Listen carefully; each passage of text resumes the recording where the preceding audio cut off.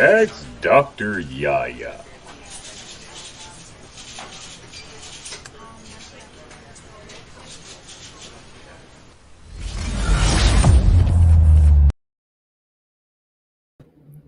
Hey, you guys, what's going on? It's me. It's your girl. It's your good friend. It's your Judy. It's your auntie. It's your big sis. It's your cousin with the common sense. How you doing? I affirm that everything you need to learn today, that you learned it in its full capacity and you gained something from it. I also affirm that every bit of encouragement that you needed to inspire you today, you received it. And it absolutely went well. How you doing, Chris? How you doing, Vet? Glad to see you guys.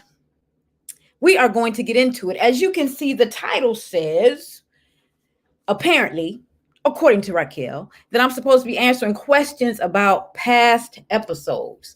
This is going to be quite interesting because we know it's going to be fresh, brand new, right off the presses. And I'm going to give you 30 minutes of practical wisdom and common sense. Why? Because that's how I do it. That's what I do.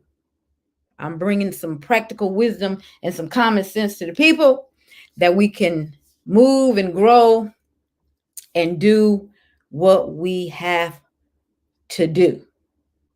But it's always a pleasure to see you guys. It's always good to come on live. It's good to be alive. Okay. So that is always a good thing as far as I'm concerned.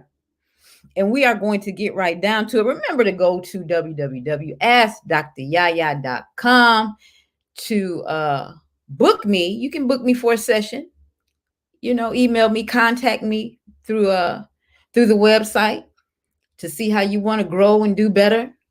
Suggest me to some of your crazy cousins and your good girlfriends who can't come out of that rut. We can work this thing out together. Now, we won't be singing Kumbaya and anything like that, but we can still work some stuff out together. So I'm looking forward to hearing from you. I value all of your email, appreciate all of your emails, and I'm ready to get down to the business. All right. So let's get to it. I guess, maybe, or am I waiting? What's going on? You know how you got to wait for folks. I know Chris going to have something smart to say if I start talking about his Raquel. All lovey-dovey and all that type of crap. But we're not doing that today, Chris. We're not doing that today. We're going to do something else. And it's not going to be that. Anywho, up jumped the book. Okay, we got the first one. Y'all ready? I'm answering questions about past episodes. Okay? So here we go. This is from episode 5. Should I lose weight for my husband? Right? It says, Dear YaYa, the advice that you gave to the woman about losing weight was totally off. As a woman who gained weight during my 10-year marriage, my husband also complained. I told my husband that he should love me for me because I was the mother of his son. How you doing, Kaz? We are currently divorced, but I'd rather be fat, happy, and single. And she should too. Let me tell you something, Willie. That's not what they meant when they said Free Willie. I'm just going to be out. Look, you cannot come on my show and just act like and try to troll and just act like what I said to the young lady was totally off. Let me tell you something. This young lady stated that she had no children. She gained 75 pounds, right? She said there was no reason for it. I just heard my phone ding, you guys. Sorry about that. Okay, I usually have it on silent. Okay. She said that her husband told her he was no longer sexually attracted to her. Look, let me tell you something. If you have a problem and your spouse shares that problem, if you go to your spouse, with your problem and say, this is what's going on, this is what's happening, it's stated, right? It is absolutely stated. She apparently wanted to know what she should do. Apparently she wanted to save her marriage. You, on the other hand, Lil Moccasin, did not. You said you're divorced because you told your husband, listen, you got to accept me for me. I don't care if I did gain all this weight. You got to love me because I'm fat. Guess what? That's why you're divorced. And you said that you are fat, happy, and single. Okay? If you desire to be fat, happy, and single, that's on you. That's not what she wanted. She said, look, what should I do? I know there's no reason for me to look like this. So I'm getting tired of all you feminists trying to write in, talk about body positivity. And, we just all, you love me for what's on the inside. That's all great. And that's all wonderful when you live in a utopia. But let me tell you something. People look at something first. They see it with their eyes to determine whether they are going to be physically attracted. Right? Physically first. Understand that physical attraction is not sexual attraction. But physically, I have to see something in you that's going to draw me to you. So you telling me that you're fat, happy, and single, and she should be fat, happy, and single too. Don't you ever write me again. That's just how I feel about it. I've never really said that to anybody and was serious. If you don't get what she was trying to say, that her husband came to her and said, look, you done gained 75 pounds. I don't know what's going on with you. I don't know. He sat down and said, talk to me. She stated, I have no health issues. It's good to see you, Carl. She stated that I have no health issues. There's nothing wrong. I just been sitting around eating. I've been lazy. She admitted to that. Now, lady, I don't know what your circumstance is, but I certainly would not tell this woman that she should be fat, happy, and single. That is not going to happen. Now, if you're fat, happy, and single, that's on you, but I don't believe it. And you know why? Because something triggered you to write me. Something in you said, well, if I didn't lose weight for my husband when he threatened to divorce me, and he actually went through with it, apparently. So how did that work out for you? I'm just saying, how did it work out? So what we're going to get here, like I say, I'm going to give you 30 minutes of practical wisdom and common sense. And I would not tell anybody, you know what? Yeah, we just, don't listen to your spouse. Don't listen to your significant other when they tell you, they come to you with a problem. And we always talk about we're keen on communication in relationships. That's what we always say, oh, yes, communication is good. So here your husband comes to you and says, look, babe, you gained 100 pounds and I'm not sexually attracted to you anymore. And you're going to turn around and say, well, you need to be sexually attracted to me because I'm not losing no weight. And if you don't like it, you can leave me. And bam, he gets up, packs his stuff and leaves you. Now you mad at me? Oh, you mad at Dr. YaYa now? Telling me, well, I'm fat, happy, and single. Well, you be fat, happy, and single. I'm fat, thin, and got options. Next question. Whew. Okay, y'all. Okay. All right, here we go. The second question was from episode 13, reading my creepy emails. Dear unidentified being. Oh, here we go. AKA Sherry. I have sent you countless emails, and although mine are not creepy, you have seriously suggested that they were. I just want my life back, the life you stole from me. If you happen to read this email, please tell the public who's the real Dr. YaYa. Okay, here we go. All right. I don't even know how to start this. Listen, there is a woman, and I didn't say her last name, right? So there's a woman. Oh my gosh, y'all. There's a woman that has been stalking me for the past 5 years. Now, this woman sends me emails and she says that she's the real Dr. YaYa and that I have stolen her identity. Yes, it is absolutely real. So 5 years, you guys. She'll take a break every now and then. But she told me that I stole her identity, that she's the real Dr. YaYa. She's the one who is the public figure and the brand. And that she woke up one day I'm just giving you guys a rough run through. She woke up one day and she realized it when she came to one of my seminars.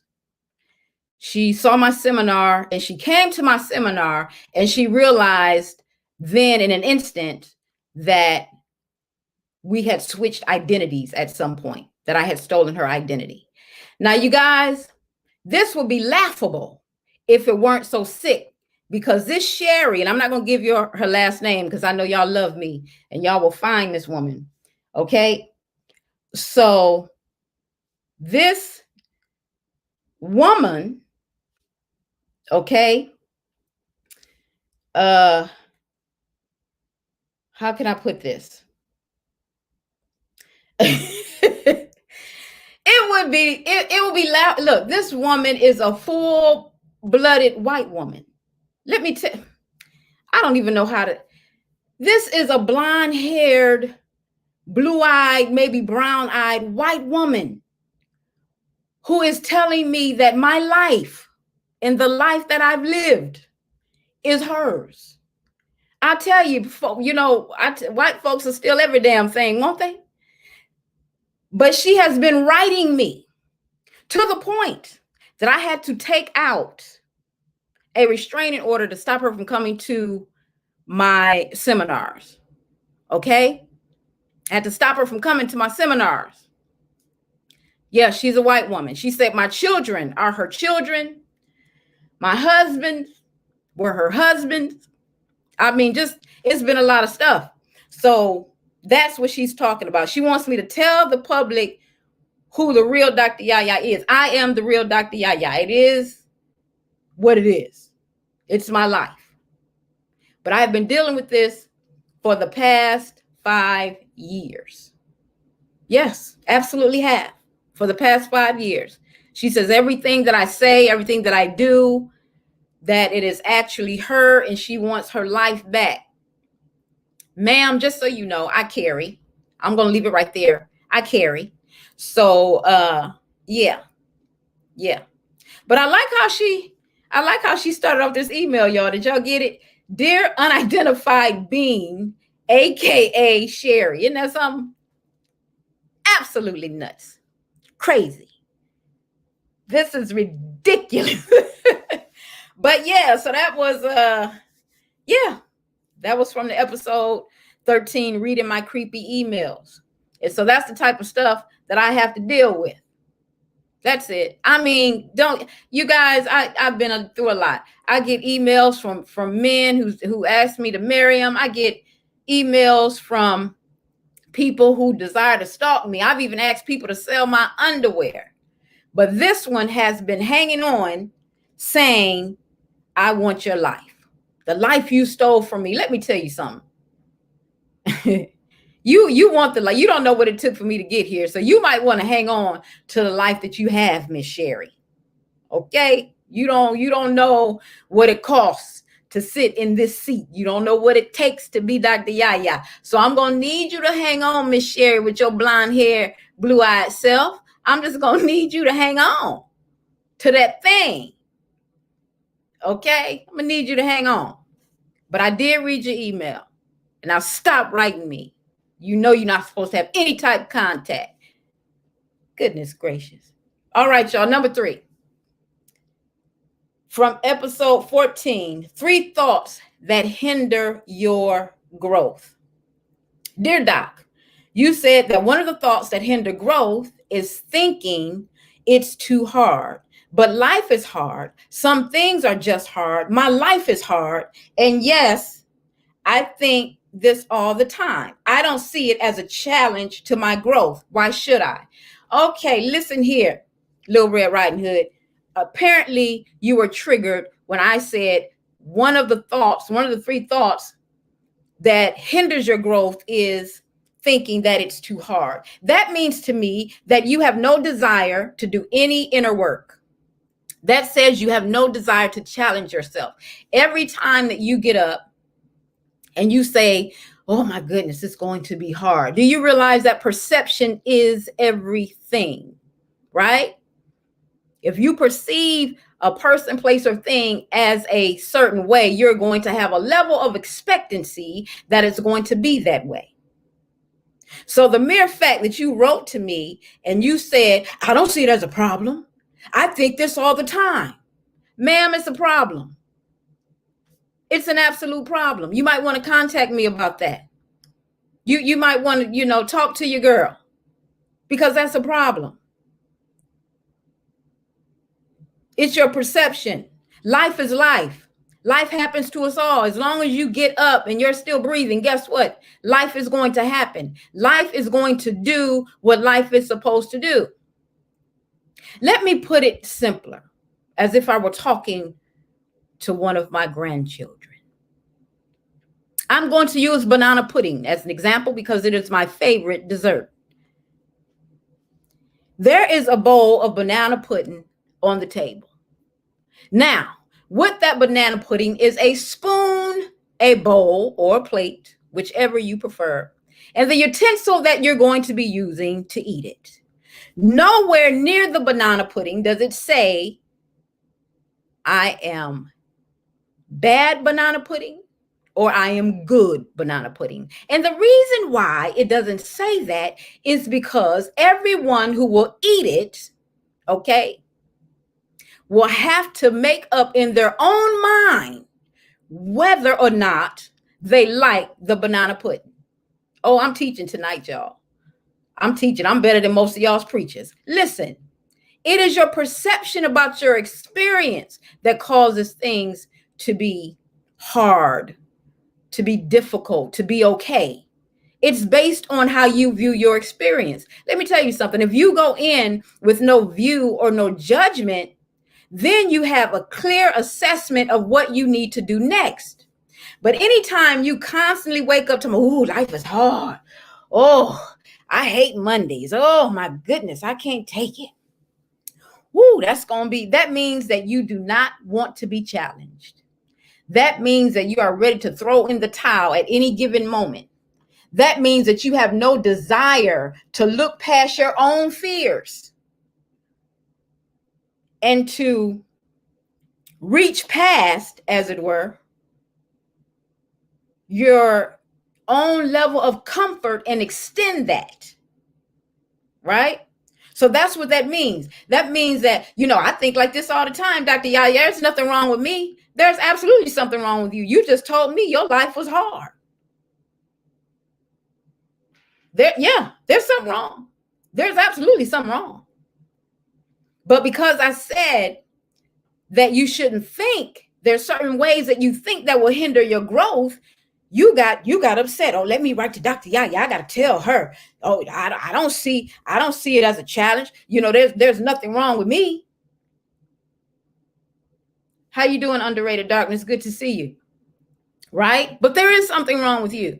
Anytime you sit back, and I can always tell when someone is bothered by a certain thing that they think, and they've been doing it so long that when you shed and put a spotlight on it, they have a tendency to get upset because they know within themselves that it's absolutely wrong. Anybody know any people like that? You absolutely know that it's wrong, but you do it anyway, and then you make excuses for doing it. I hear parents say this all the time when it comes to disciplining their children. They say stuff like, well, hell, my mama beat me, so it's good for my kids. No, it's not. Look at you. You're angry. You're neurotic. You're excitable.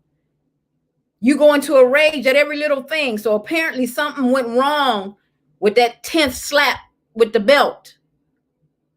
Anytime you shed a spotlight on some things when it pertains to people, they have an issue.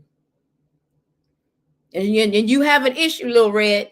You have an issue because you said, I think like this all the time. How can you say that me thinking something is too hard is going to hinder my growth? There's nothing wrong with me. This is the way I think. I do it all the time. Well, if you do it all the time, why in the hell are you writing me? If you feel like you're doing okay, because I'm not going to change my mind. I said what I said. And that is one of the things that will hinder your growth. But if you've been doing all right, if you've been doing great, then there's no reason for you to write to me and think I'm going to recant what I said. It's not what I do. It's not what I do. And it's not important for me to be right, but it is important for me to be correct. Yeah, let me say that again. It's never important for me to be right, but it is important for me to be correct. So then you ask me the question, why should I? Why should you, not see this as a problem? So again, you come to me and you tell me you feel that I'm wrong. Okay, I get it. Then you say, I think like this all the time. And then after that, you want to be corrected because you say, well, Dr. YaYa, why shouldn't I think like this? Well, why would you ask me that, ma'am, if you think that you're okay? See, you can't play with me. You can't gaslight me. You can't play on words with me. You can't use a psychological reversal with me. You can't do that with me. So either you think you're okay and you leave it like that, or you ask me how you can be better. But what you're not going to do, what we're not going to do is that you're not going to send me these types of emails that pretend to put me in my place, as it were. No, that's not, we don't do that. We don't do that over here. That's not what we do. Okay, that's not what we do. I thank you for your email. And for every email before that, I certainly thank you and appreciate it. But not from you, Sherry, because Sherry, I'm sick of you. Okay, I did not steal. You are not Dr. YaYa. I'm going to need you as a white woman to stay in your place. Thank you and good night. The next question from episode 19, 5 questions that you should ask but never do. Dear Dr. YaYa, as a woman, I have gone out on a date with a man and he asked if I had ever been fired. I was deeply offended, and although I had been fired from a job, I thought it was a bit intrusive. All right, okay, here we go. I'm sure the way this is worded, this is another feminist woman. Listen, if you can ask a man, if you can ask him what type of job he has and how much money he makes, sister girl, I'm sure he can ask you if you've ever been fired from a job. The reason why you got offended at this question is because you had been fired and it was probably your fault. It was probably your fault. But like I said in that episode, the reason why you ask that question is you want to see where a person's accountability is. You want to see how they hold responsibility. You want to see how honest they are when things don't look so good as far as their character is concerned. So yes, you were probably offended because you felt like you were going to be judged in some way. Because of course you want to put your best foot forward on your date and see him again. But let me tell you something. Men feel the same way when you straight out the gate say, how much money you make. You don't think that's intrusive? He just asked you, have you ever been fired? But here you go. How much money do you make? But you don't think that's intrusive. But you're offended by the question, have you ever been fired? That's either a yes or no. That it lets me know that you were in a place of vulnerability. You didn't know whether you want to lie or tell the damn truth. That's where the offense came from. You weren't expecting it. And so you were like, oh, I can't, man, this is going to make me look a certain way. Yes, most questions like that do make you look a certain way, and they're supposed to. They're designed like that because people want to get to the truth. We want to get past your representative. We want to see a little bit, a resemblance of something of the real you. That's why. And so you getting offended over that question, you could have missed out on knowing a wonderful man because you got upset because he asked, have you ever been fired? What? Girl, please. It's not like he asked you, is that your real hair? Oh, now I'm getting ready to go someplace. Somebody else is going to write in about this episode. It's not like he asked you, were those your real nails? It's not like he, but you're going to say that question right there, right, was intrusive. That was intrusive, right? Chris, is not going to happen because none of my assistants are allowed to have social media. But yeah, so that's why it felt a bit intrusive to you. That's why it felt like, oh my gosh, I can't believe it can be. He asked me, have I ever been fired from a job? Who does he think he is? The same man you asked, how much money do they make? That's the same man, sis. That's the same one, sister girl. That one. Yeah, that one. Right there. So you got upset over the fact, and you said, Dr. YaYa, that should not be a question that you ask someone that you have the potential of being in a relationship with. Well, ma'am, you just proved that is the very question that needs to be asked. You just shown us that, and we certainly appreciate it.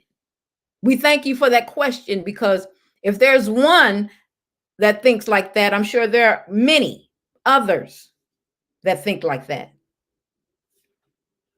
Why? Why do you have to ask me these type of questions? Wow. You have got to be kidding me. All right. Here's the next question and the last one, you guys. This is from the episode, How Do I Maintain Positive Thoughts When Things Are Going Wrong? Dear Dr. YaYa, I like the points that you made in your episode. I'm sorry, this is episode number 3. I like the points that you made in your episode. I find it very difficult to remain positive when things are going wrong. One of the issues that I have is that my attitude concerning life is not what it should be. What I want to know, okay, I think you misspelled that. What I want to know is if you can explain a lot more, a lot clearly about how to change my attitude. Okay, I thank you for that. And I have 2 minutes to explain how to change your attitude and how to maintain positive thoughts when things are going wrong. First of all, look at the situation for what it is. Look at it for what it is. Many times we look at we take a lot of situations personal. We do. I know that you're an individual and you have your own personal thoughts, but everything is not personal. Every situation is not personal. And so many times we seek things that make it appear as though this is absolutely about me. And that's not how life is happening all the time, right? So look at it. When there's a situation that will cause you not to be positive, I want you to look at that situation and say, okay, am I taking this too personal? Is there a way I can find growth in this? That's the second thing. And the third thing is, let me step back from it for a moment to really think clearly and then approach it again. Sometimes when something negative happens, we think we have to make a decision right away. We do. We think we have to make a decision right away. And I think that that is not good. It's not good at all. It's sort of like when we lose a relative and we all get together to make a decision about what's going to happen. A lot of arguments come up, and a lot of arguments come about because we have not stepped back and addressed, certain feelings and certain things. Families fall apart. They do. They fall apart because when something happens, they feel like, oh, it's negative. We got to do something right away. Right here. We got to do it. And that is not the time. That is not the time. So if you want to really change how you view something, I want you to look at it for what it is. I want you to see if this is something that is absolutely personal to you and how you're going to view it. Then I want you to step back if you have to make a decision about it. I want you to step back and say, okay, let me see. Let me see, let me look at this in a reasonable way so that I am not making a permanent decision on a temporary situation. Oh, somebody needs to write that down. I might have to use that again. So that's how you maintain your positive thoughts when things are going wrong, or when it's your perception that things are going wrong. Okay. I thank you for your question. I thank you for all of your questions. Once again, this has been 30 minutes of practical wisdom and common sense. Remember, you are loved, you are valued, and you are appreciated. And I will see you on the next episode. Love you guys.